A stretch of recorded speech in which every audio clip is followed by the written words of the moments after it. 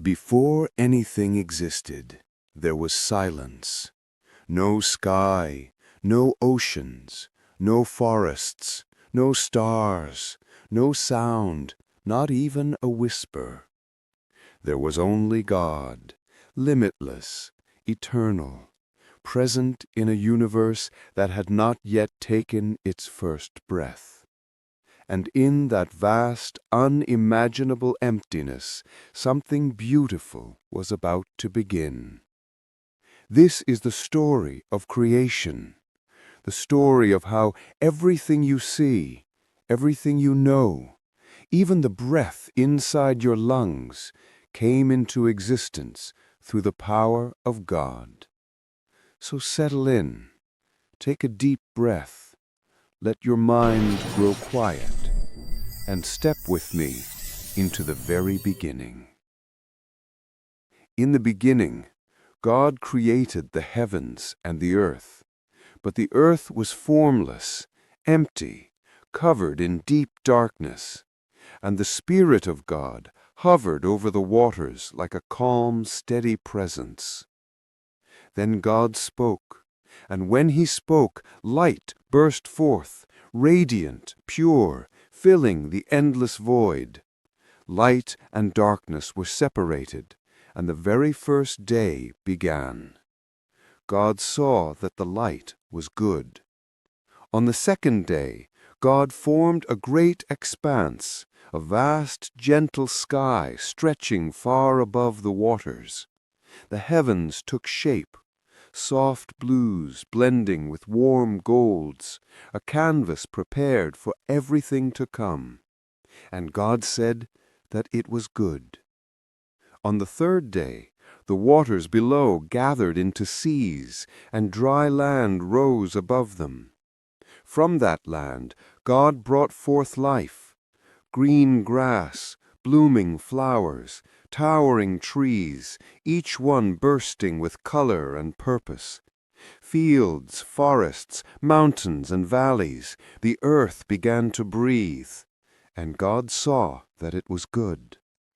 On the fourth day, God placed lights in the sky to guide day and night. The sun rose in brilliant glory, warming the earth and giving life. The moon followed gently after, reflecting its calm silver glow across the darkness. And then came the stars, millions upon millions, scattered like diamonds in the heavens. And God said that it was good. On the fifth day, the oceans came alive. Fish of every shape and color glided through the waters, and great creatures moved gracefully beneath the waves. Above them, birds filled the sky, soaring, singing, gliding through the air with a freedom that filled creation with joy. God blessed them and saw that it was good. On the sixth day, God filled the land with living creatures, animals that roamed the plains, creatures that climbed through trees, and all things that moved along the ground. But creation was not complete. God had one final design, one creation different from all the rest. So God formed humanity in his image.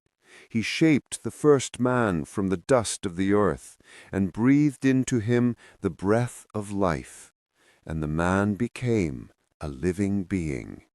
His name was Adam, and God said it was very good. God planted a garden in the east, a place called Eden, a paradise filled with every tree that was pleasant to the eye and good for food. Rivers flowed peacefully. Animals moved gently around Adam. The air was warm and calm. In the center of the garden stood two trees, the tree of life and the tree of the knowledge of good and evil. God placed Adam there, giving him purpose and freedom to cultivate, to explore, to enjoy. But something was missing. Adam was not meant to be alone. So God caused him to fall into a deep, peaceful sleep, and from Adam God formed the first woman, Eve.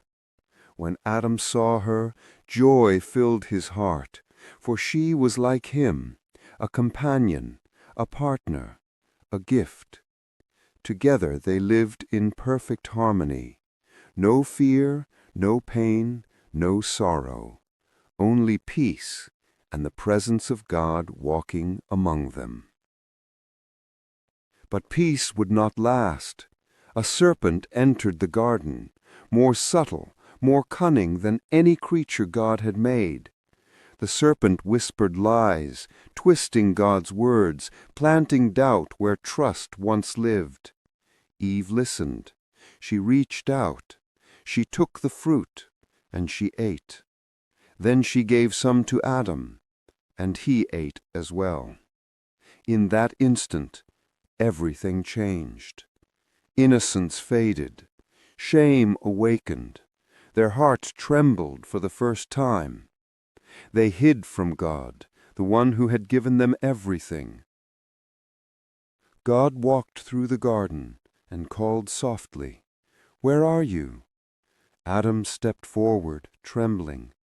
He told God he hid because he was afraid, but God already knew.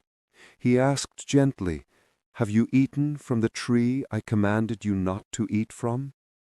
Adam blamed Eve. Eve blamed the serpent, but the truth was clear.